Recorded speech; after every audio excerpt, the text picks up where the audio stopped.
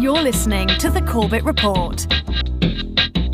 CorbettReport.com. Welcome back, ladies and gentlemen. Welcome back to the Corbett Report podcast. I'm your host, James Corbett of CorbettReport.com, coming to you, as always, from the sunny climes of Western Japan, here on the 24th day of November 2017. Welcome to episode 324 of the Corbett Report podcast. Data is the new oil. Now, as you'll know by now, we are doing a series of follow-up podcasts to the Corbett Report's recently launched documentary, Why Big Oil Conquered the World, which itself was a follow-up to How Big Oil Conquered the World. Together, those two documentaries making a single three-hour whole that I hope you will have already watched by now. And if not, please do go and watch the complete documentary and or read the transcript and or listen to the MP3 audio completely for free in its entirety at CorbettReport.com/bigoil, so you get the idea of what this topic is really about today. We are going to be discussing one of the aspects of the Big Oil documentary that wasn't able to fit into that 3-hour time window.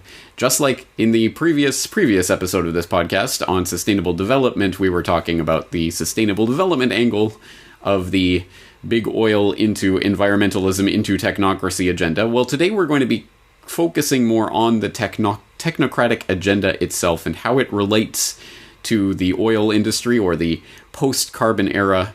All of these concepts swirling around, and there is more to say about that than was contained in the Why Big Oil Conquered the World documentary. So let's get to that today. But before we do so, I am, again, assuming that you have seen the Why Big Oil Conquered the World documentary, but if you have or if you have not, it might be a good idea just to brush up on the basics of what is technocracy. This is still not a term or a concept or an idea that is in common usage at this point, so it is a good idea to get the baseline. Now, of course, I did go through the history and the definition and some of the people involved with this technocratic agenda and Technocracy Inc.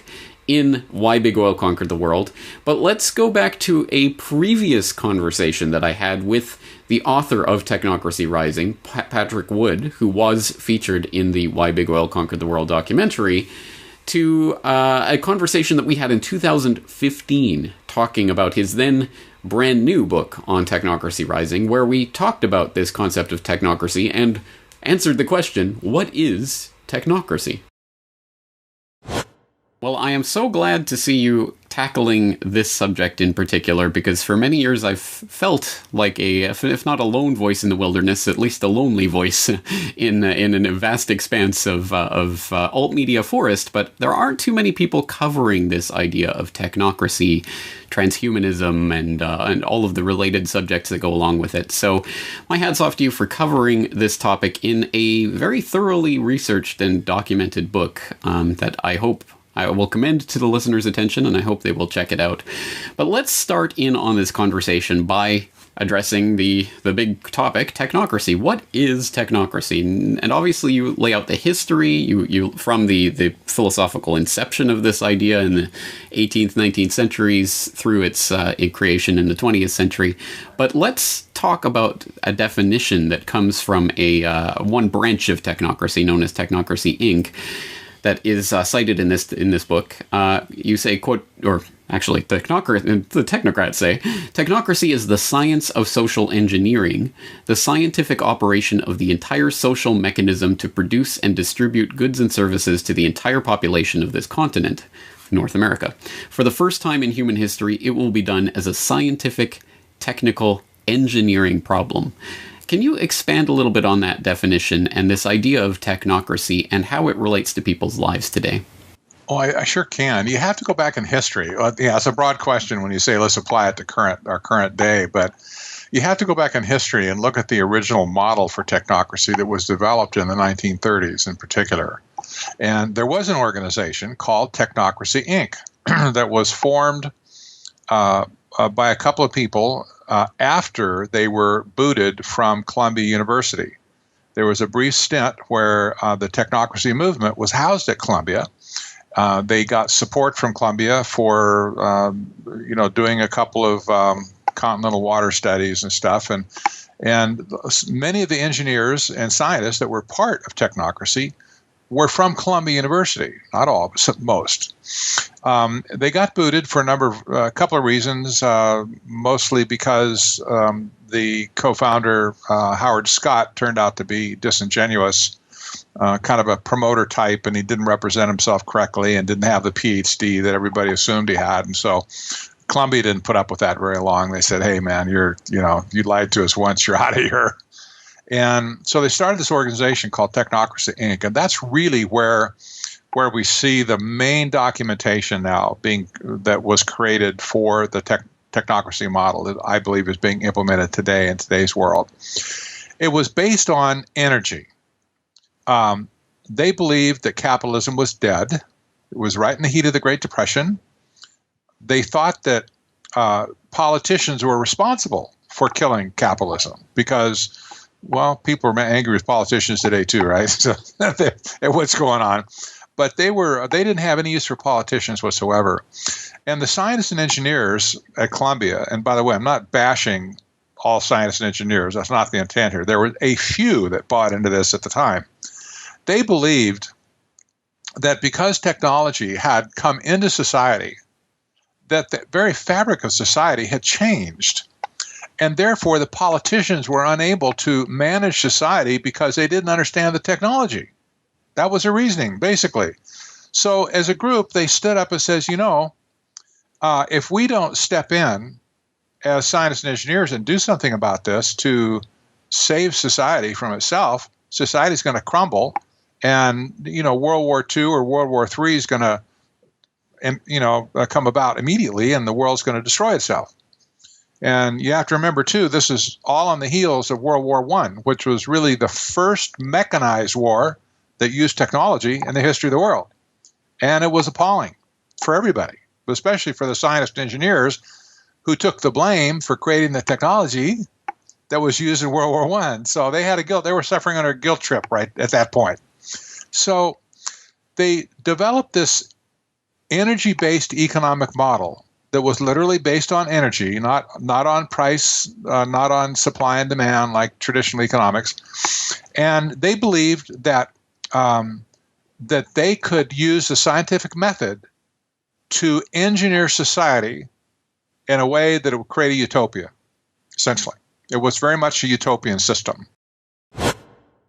As I say, there's more information about the history and figures surrounding the technocratic movement as it existed in the 30s, 40s, 50s, and the technocracy agenda generally in Why Big Oil Conquered the World, including the history of Howard Scott and M. King Peak Oil Hubbard, and how they got together to write the technocracy study course and basically formalize the idea of technocracy in that documentary. So I do suggest that you go there to refresh yourself on that if you do need a refresher. But at first glance, without thinking about it too deeply, it might not be apparent what the link is at all between oil, the oil industry, the oligarchs, and this new era of data-driven everything, smart grids, transhumanism, all of this crazy AI stuff, and all the technology that's coming around. What exactly is the link? Well, in fact, the perfect encapsulation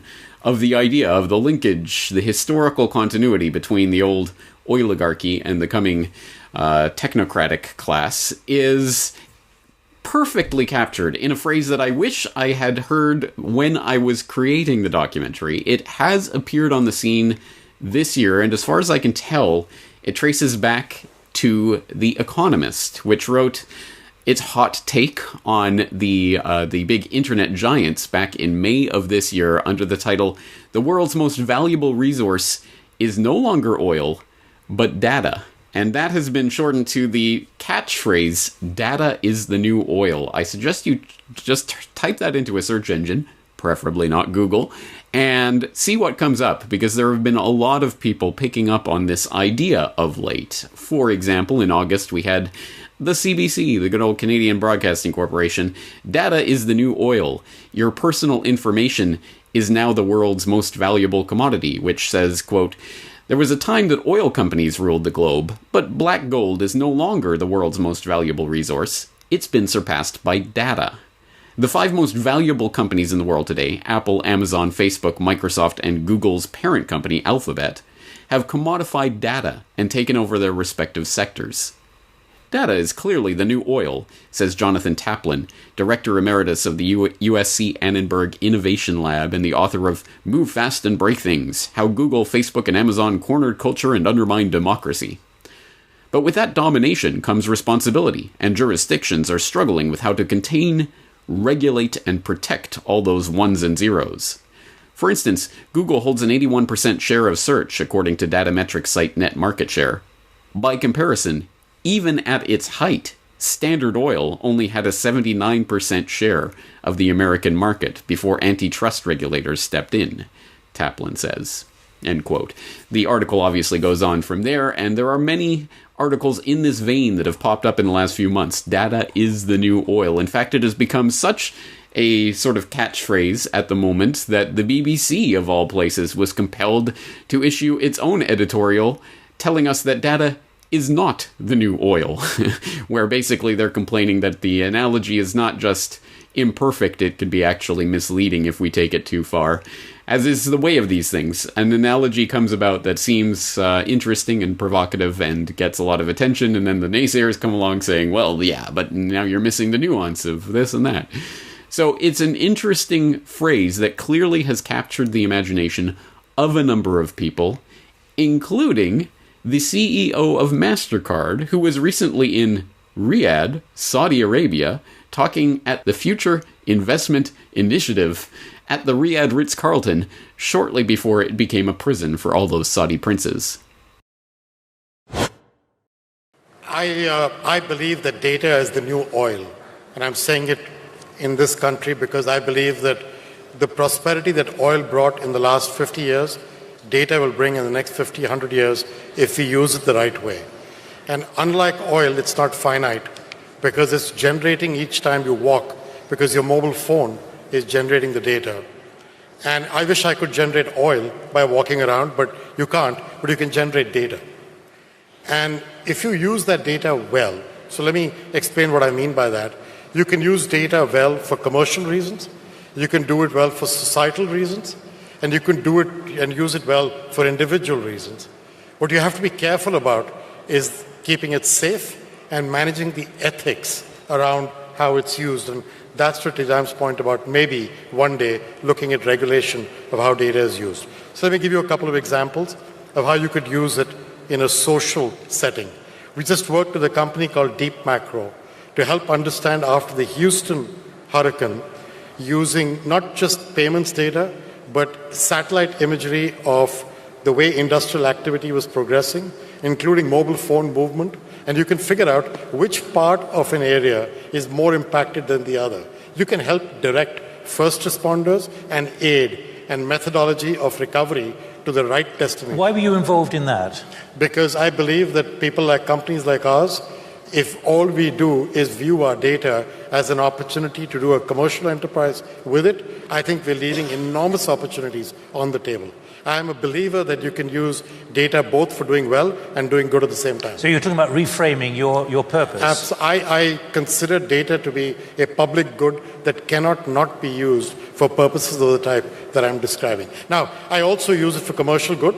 I use it for everything from Boots trying to figure out where to relocate its pharmacies and how to redesign the pharmacies. I use it for McDonald's trying to figure out whether they should have all-day breakfast in their menu. You can do all of these things as well. You can help consumers do comparison shopping online, something that Mohammed knows a great deal about. Or you can also do things of the type that I'm describing. You can do things with tourism and the impact that you could generate by generating the right kind of crowd coming into your country. You can do a ton of things with data. The question is, do you have the right approach to keeping it safe? Do you have the right approach to its ethics? And do you have the right approach to exploiting it in bite-sized chunks? So data is the new oil, and we are entrusting this new oil, this new prized commodity, with all the riches that it can bring to our society for social good, into the hands of the likes of the CEO of MasterCard and his monopolist corporate cronies. Yeah, that sounds like a good idea. Oh, wait, that sounds pretty much exactly like the original. The birth of the oil industry under the original oligarchy, doesn't it? Interesting. And, well, let's just put that particular usage of this data is the new oil catchphrase into its proper context. As I say, that was at the Future Investment Initiative at the Riyadh Ritz-Carlton just a few weeks ago.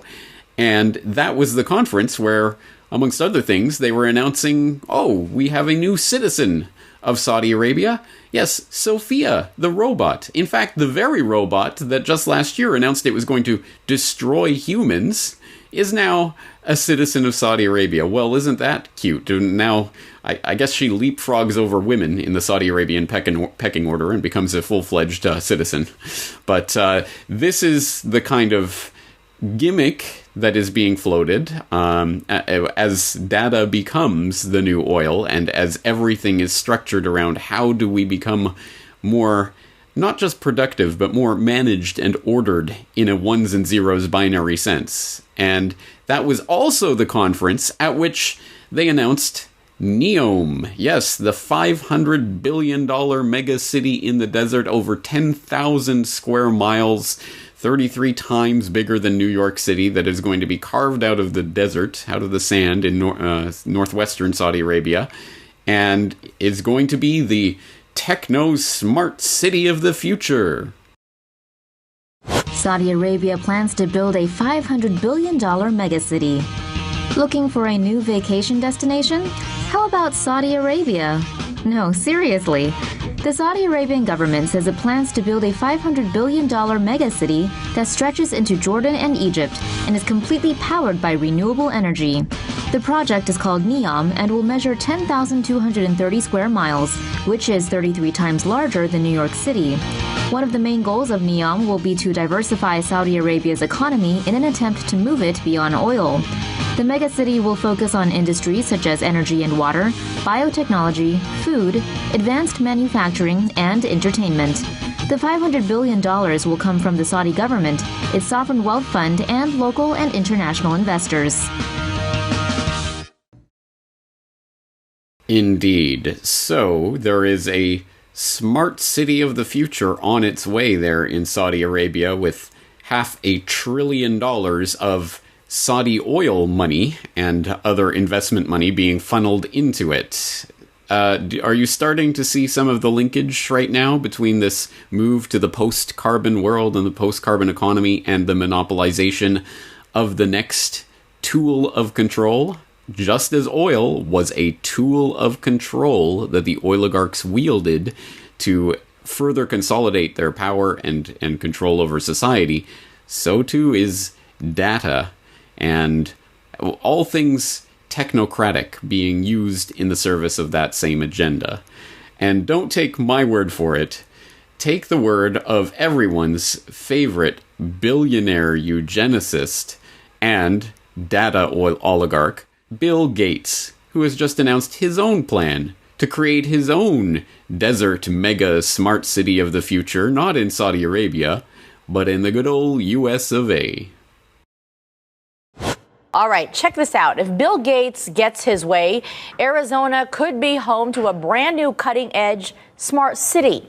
A real estate investment firm owned by the computer billionaire recently bought a giant plot of land in the far west valley for $80 million. The company bought 25,000 acres in Tonopah. That's about 50 miles west of Phoenix. They're supposed to call the new city Belmont. And the plans include space for 80,000 homes, nearly 500 acres for public schools. They apparently want to fill the city with driverless cars, data centers, and digital networks. The proposed I-11 freeway would connect the Belmont area to Las Vegas. Gates would like the city to be about the same size and population, apparently, of Tempe. No word on when the project will begin. Now, I imagine I don't have to work too hard to connect the dots here for my regular viewers and listeners, namely those dots connecting this idea of these smart cities where everything will be networked and tracked and surveilled and databased in the Internet of Things that is constantly taking tabs of you and everything that you own and what you are doing and who you are interacting with. and the dot over here, where people are living in a completely controlled technocratic police state. I think those things go together quite obviously. But there are always new people tuning in, and sometimes it's good to go over and flesh out the details of how a system like this works and why it is not something to be embraced as an oh-so-convenient and oh-so-wonderful thing that's going to make us all happy and living in a Jetsons-like future.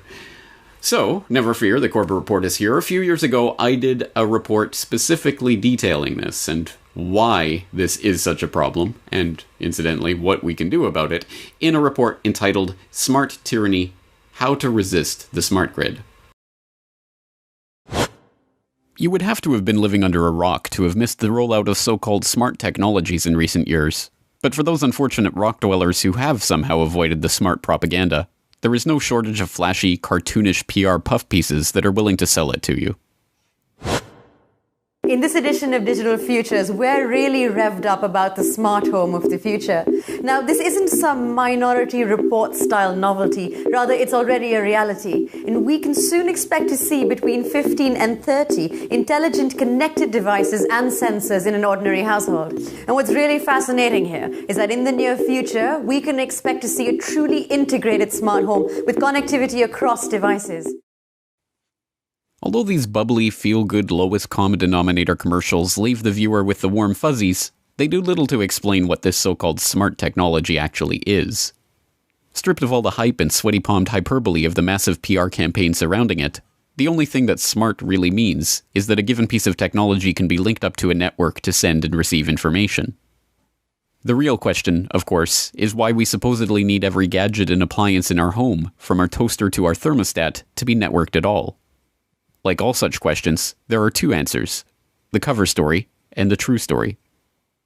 The cover story is that networking these technologies will allow us to reduce the amount of power that we consume and, as an added bonus, save us money on our monthly power bill. As sensors become cheaper and cheaper, and technologies like the internet and wireless communication become widespread, utilities are adding more and more sophisticated sensors to the grid. And this means one thing: more information.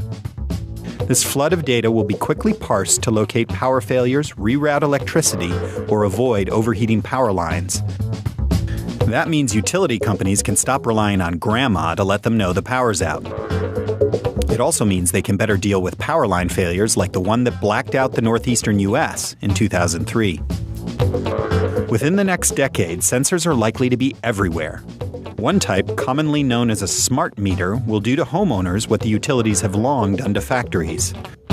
Two-way communication will give both utilities and customers better information about who's using what and when. It could even let utilities do things like temporarily turn off a smart appliance in your home to help avert a blackout.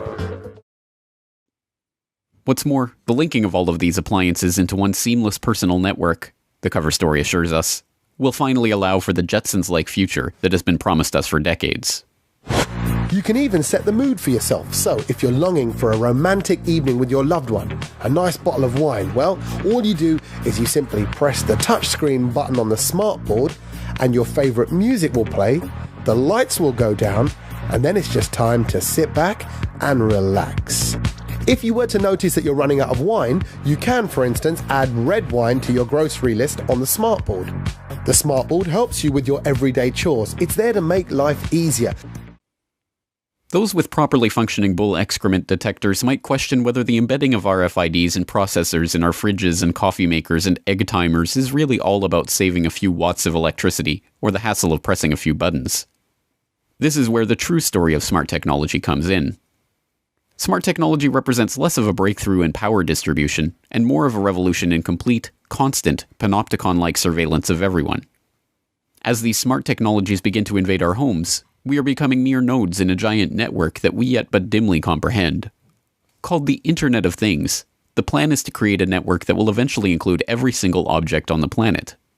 And as the public is finally becoming aware, such networks provide golden opportunities for corporations and governments alike to collect data and spy on the population. This is not mere conjecture.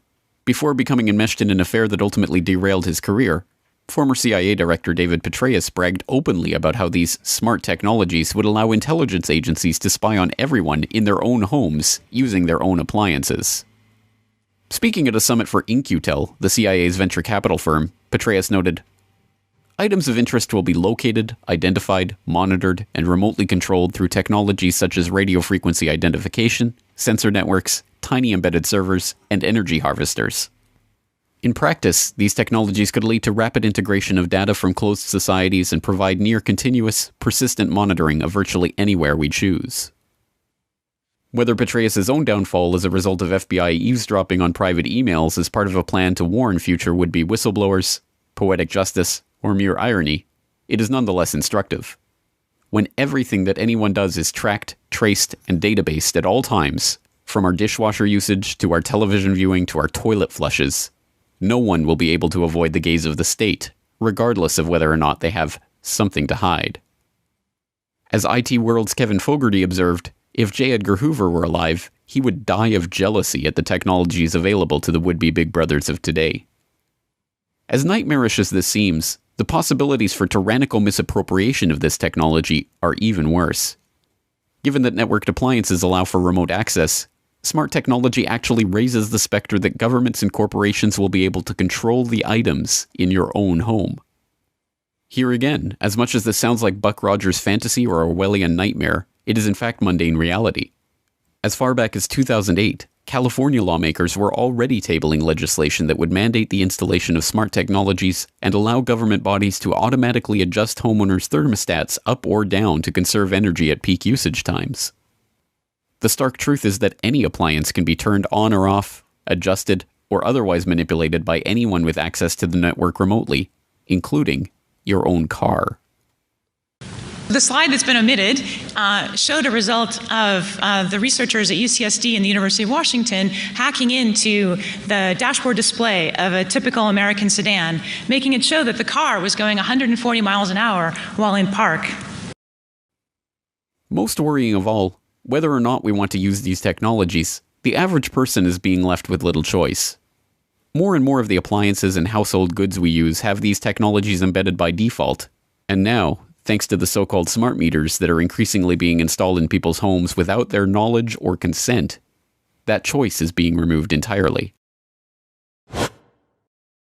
I trust that that gives at least a taste of this information, and if you are hungry for more, I will direct you to the full video, which will be linked in the show notes. But even then, it's still just a taste, because this is one of those topics, like so many other topics that I cover at the Corbett Report, that cannot be isolated or contained like a specimen in a petri dish. It expands outward and encompasses so many other related topics and subtopics that it becomes overwhelming, perhaps intentionally so. This isn't just about smart appliances. This is about smart, networked everything, and the entire reordering of society that is implied by this revolution that we are currently undergoing. This is about the cashless society. This is about driverless cars. This is about 5G millimeter wave cellular networks. This is about nationwide facial recognition databases that themselves are tied into nationwide facial scanning camera networks. This is about the biometric identification control grid. Ultimately, this is going to be about autonomous weapons and drones and artificial intelligence and all of these crazy technologies that are just coming into view now. And as I say, it's such a vast topic that it is overwhelming. No single person can possibly understand or encompass it all. But it is important to understand that all of these technologies are resting on an infrastructure that is being put into place right now, and that infrastructure is understandable, at least in its broad outlines. That is the smart grid that is being slotted in right now. And it is interesting to see this formation of the smart grid that will be the infrastructure upon which the superstructure of the technocratic police state will be erected. It's interesting to see the parallels between that smart grid infrastructure going into place and the infrastructure that came in the late 19th, early 20th century that codified the oil industry into society. The way that our society is now built around the oil industry and its byproducts, to the point where our cities are literally engineered around the roadways that are carrying the cars, which of course are fueled by the gasoline, which comes from the petrochemicals. This is all a system that didn't just exist. It wasn't just there. All of this infrastructure was created and put in through a concerted effort over a period of decades, as I outlined, at least in part, in How Big Oil Conquered the World.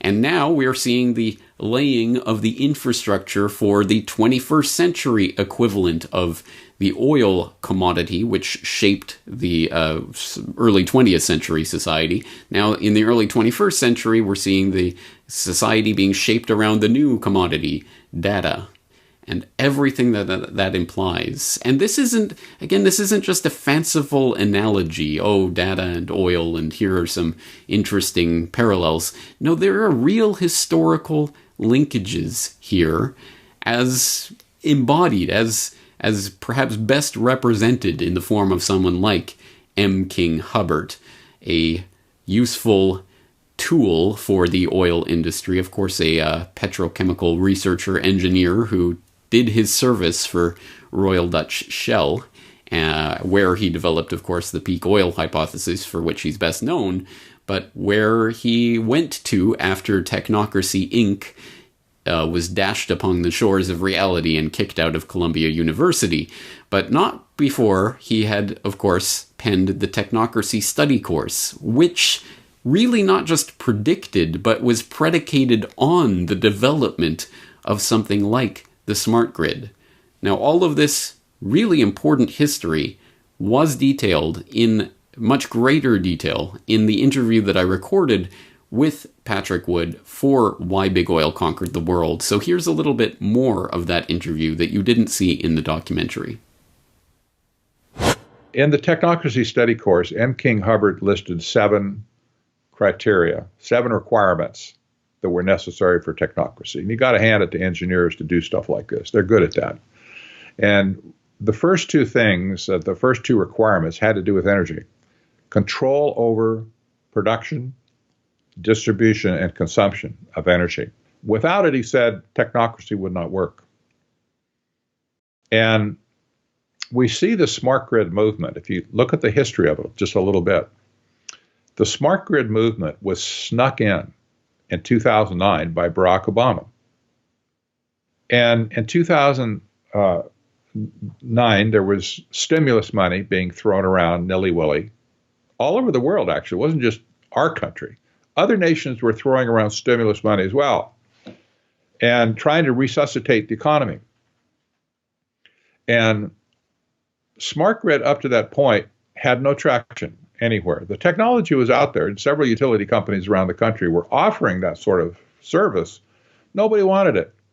So the stuff just sat on the shelf. But stimulus grants were offered to utilities to go out and do some trial balloons with a more massive implementation of smart grid. And the several utilities around the country were picked to receive these grants, and indeed they went out and they bought smart meters and they put them on homes and they started their trials and so on. And since then it's just exploded. But here's the thing that's greatly disturbing about the smart grid movement is that in 2009 it not only happened in the United States, it happened all over the world. Literally. It happened in European countries. It happened in Great Britain. It happened in China, in India, in Japan, in South Korea. At the same time in 2009, all these countries decided to throw stimulus money, which was basically free money at that time, discretionary money, to throw free money at creating a smart grid in all these various countries. And furthermore, there was a parallel movement to create a global smart grid where all of the individual smart grids within countries would be rolled up into one giant smart grid called a global smart grid. Some people call it the Internet of Energy.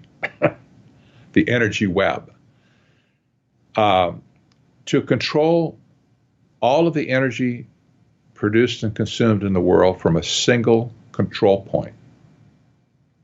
That blew me away when I discovered that, James. At first I thought, okay, it's just another boondoggle, a local boondoggle, But when I saw that there was a masterminding going on a global basis, because that can't happen spontaneously everywhere in the world at the same time. Somebody's pulling the string to make it happen. And it got started in 2009. It was not very long ago. It's a relatively new initiative. But without it, technocracy cannot succeed. It cannot succeed if smart grid is not implemented everywhere. And so it has been. And here we are. This is a coordinated global campaign that is ongoing right now to sell the public on this great new thing that's going to transform our world and is going to be the thing that our society depends on. In the 20th century, it was oil. In the 21st century, it's data. And more specifically, the things that can be done with oil, the things that can be done with data. And those are going to be the products that they sell to us as we happily buy our way into our own enslavement in the technocratic police state control grid. It is a mind-boggling picture, an overwhelming one, and a very intimidating one, because it seems extremely difficult to imagine how lowly people like ourselves at the bottom rung of this power pyramid can possibly fight back against such a coordinated control grid system. But there are things that we can take away about things that we can actually do in our life to start combating this agenda, even as it is still being sold to the public, even as most of the public is still but dimly aware of these technologies that are coming into view and the smart grid that underlies it. There are already people working on ways that we can undermine this agenda, something that Patrick Wood did point out in that interview. It's hard to fight an enemy that you don't recognize or can't see. That's the biggest problem in the world today, in my opinion, is that people have no visibility whatsoever of this issue. They've covered their tracks so well that nobody can see them. How can you fight an enemy that you don't know? I think the famous Chinese general Sun Tzu brought that up hundreds of years ago. You can't fight an enemy that you don't know. First, we have to recognize who the enemy is. I think people are resourceful enough that they can find things that would resist it just fine. But they have to see the problem first before they can do it. Here's a good example. This recent story of a bill being passed in the United States to allow internet service providers to sell your browser history to commercial companies and the government too. Well, that's a huge privacy issue. Do you really want anybody else having access to your search history like on Google or any other place? The answer is no. I mean, I've never heard anybody say, oh, yeah, I want everybody to know my search history. I don't ever search for anything, that I don't want, that I'm embarrassed about or whatever. So this bill passed, and it's a huge privacy issue. Everybody's upset about it. Lots of articles and the alt media and stuff, are complaining about it. But another article just came out about a month later that some ingenious programmer types had discovered a way, or they created a way to pollute your browser history on your own computer, to pollute it with meaningless, nonsensical stuff that would clog their network, if you will, with bogus information. That's genius. It just shows you that if people see a need, they can find a way to throw a monkey wrench in. There's a lot of creativity in the world in that regard. And but if you don't see the problem, of course, there's no point in inventing that monkey wrench. Smart grid is a weak point. I believe still. I believe it's still on the Achilles heel for these people because it's not implemented yet the way it needs to be in the world. They're working on it day and night, but it's not there yet. And there's a lot of people fighting smart grid in various forms around our country and other countries in the world as well. So there might be some good activism there, if you will, resistance. If the smart grid could be effectively scuttled, it would set their plans back 100 years where it belongs. Once again, Patrick Wood of technocracy.news.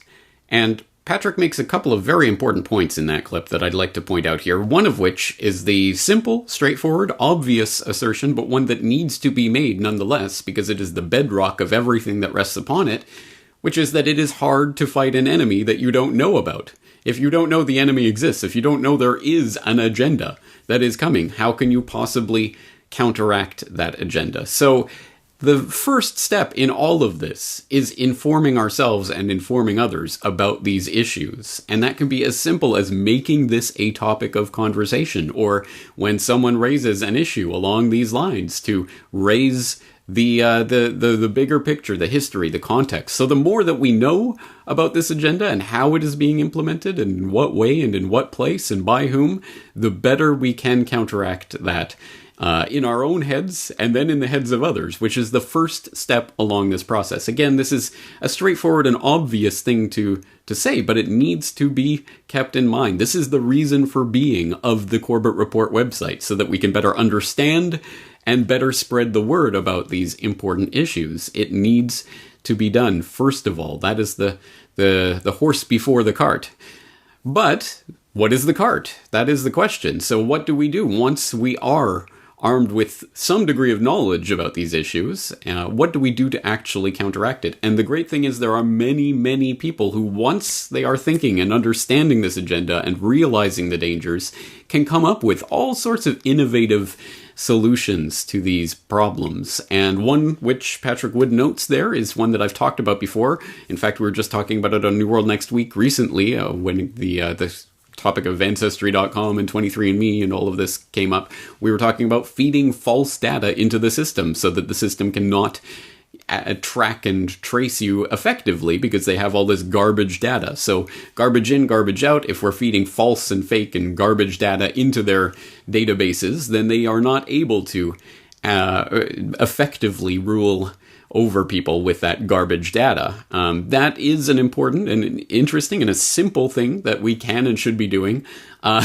Just as one example, Skype gets your birth date at some point, and I have never and never would and never will give my actual birthday to any of these programs or software that asks for my birthday. So it was whatever, January 1st, 1908 or whatever it is that I picked for my birthday. And apparently Skype sends a reminder to people on your birthday. All of your contacts get this reminder. Oh, it's James Corbett's birthday. So I remember one New Year several years ago, I got this message. I was getting these messages from people. Happy birthday. Happy birthday.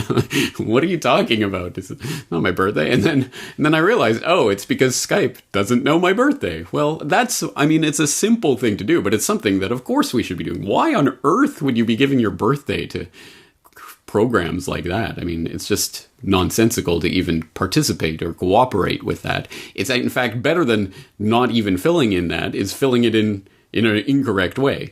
But of course, that's just one very small part of what we can do to counteract the commodification of all our data, is to feed garbage data. But there are so many innovative solutions that are coming to the fore now because of people who are activated and energized and switched on because they have encountered this information and they are starting to see the bigger picture.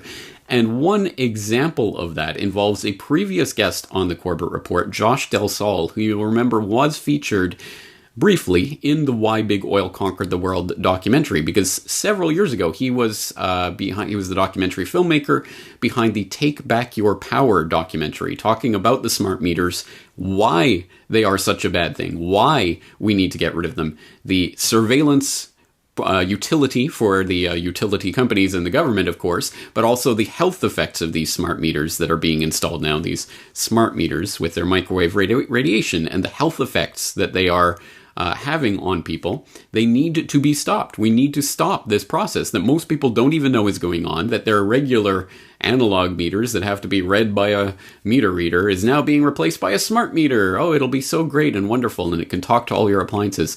Well, most people don't even know that's happening, but for those who do and want to know, well, what do we do about that? That was part of what the Take Back Your Power movement and documentary was about.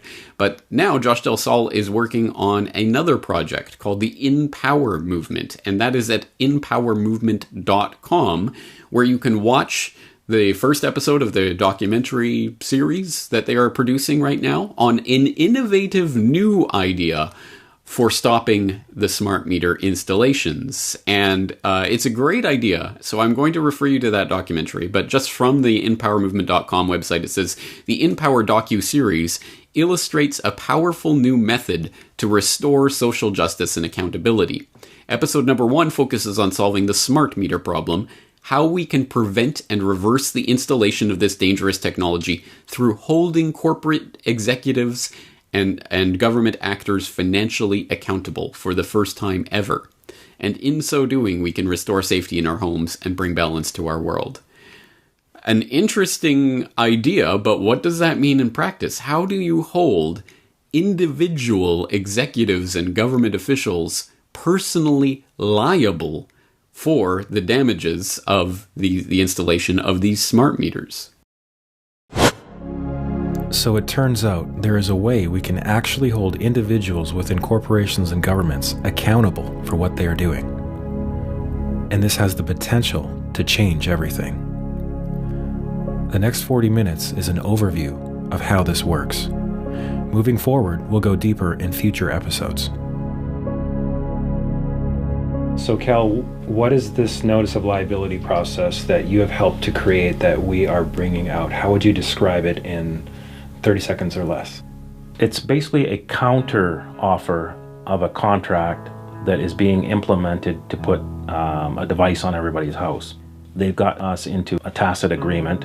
This clarifies it and expresses the counter offer in such a way that those that don't want the meter can say, I don't want a meter, and if you do put a meter on my house, it's going to cost you X amount of dollars per day, per month, per week, whatever, however you want to do it, in order for you to carry out this contract.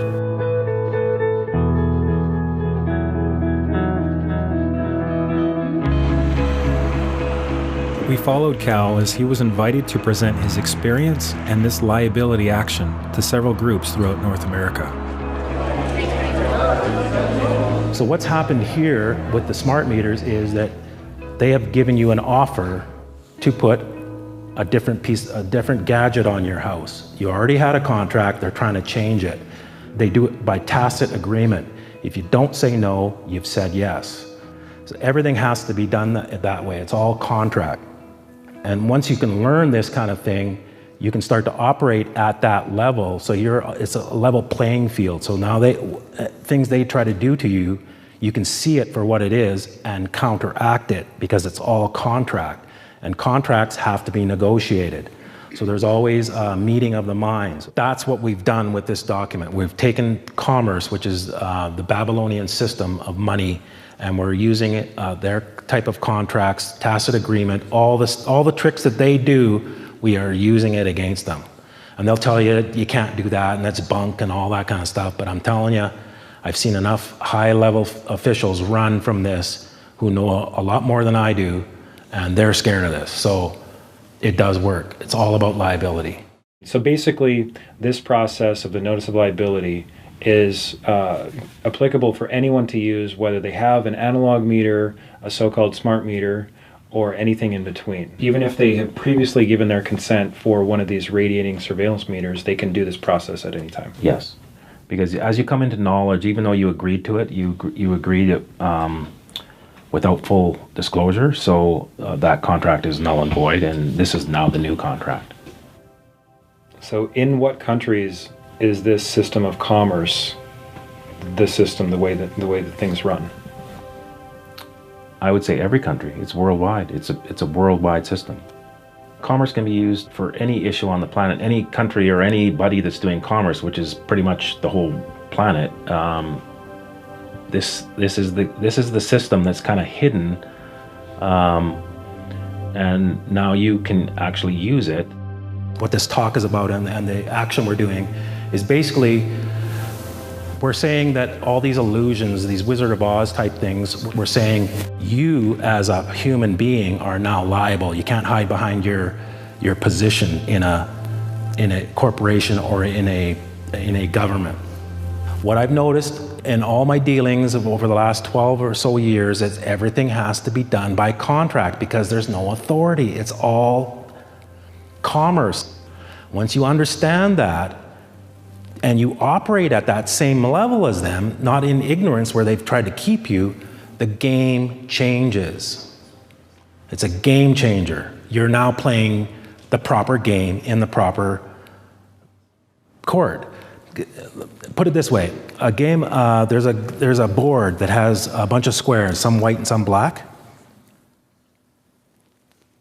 They've got you playing checkers while they're playing chess. It looks the same. Once I got into this liability thing, I had some key public officials step down when they got their notice of default or when bills started coming. And it was always about 3 or 4 times it was on the very day they got mail. And then other cases, it was about a week or maybe 2 weeks later. I'll tell you who quit on the day that he got mail. And you look this up. It was written in Maclean's and the Globe and Mail and all that stuff. Kevin Lynch. He was the clerk of the Privy Council.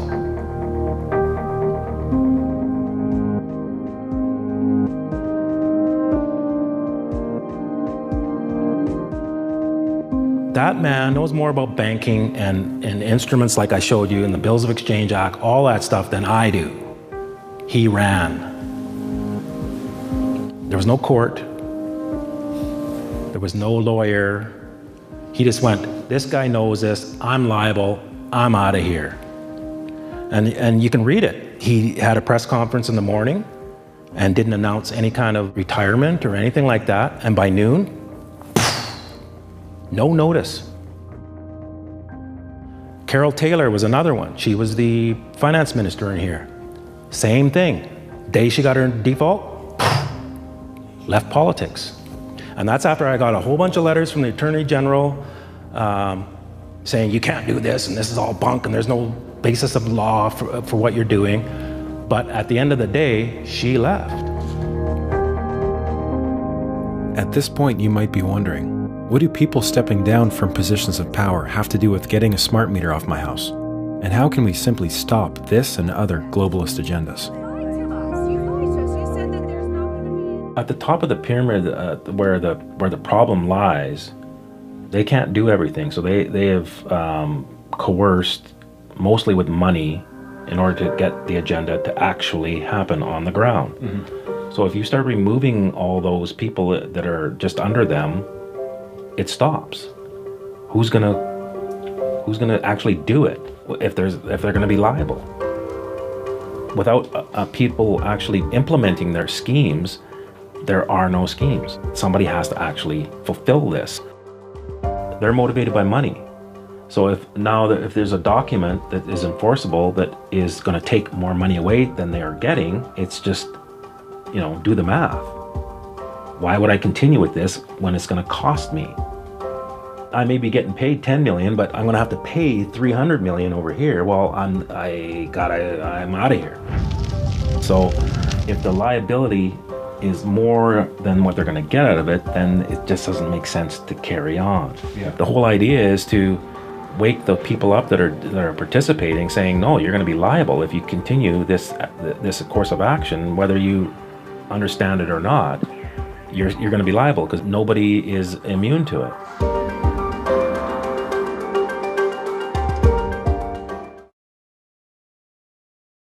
as I say, just an incredible and incredibly innovative idea, and just one example of many that can be brought to bear on issues like these and are already having an effect. And I'll direct you to, again, to the InPowerMovement.com website, where you can read more and see more about some of the follow-up work they've done showing that this is already having an effect, and executives and officials are already resigning their positions because they are getting these liability notices and realizing they are going to be personally liable, personally on the hook for these actions. That is a pretty powerfully effective way of letting the system know that you're not going to lie down and take it. So there's obviously a lot that needs to be explained and go through in this case. So on the InPowerMovement.com website, you will find the FAQ with the actual document templates for the notice of liability and the notice of fault and the notice of default. And there's going to be further documents that come out in the future about the first true bill, second true bill, third true bill, first notice to debtor, second notice to debtor, third notice to debtor, and finally enforcement.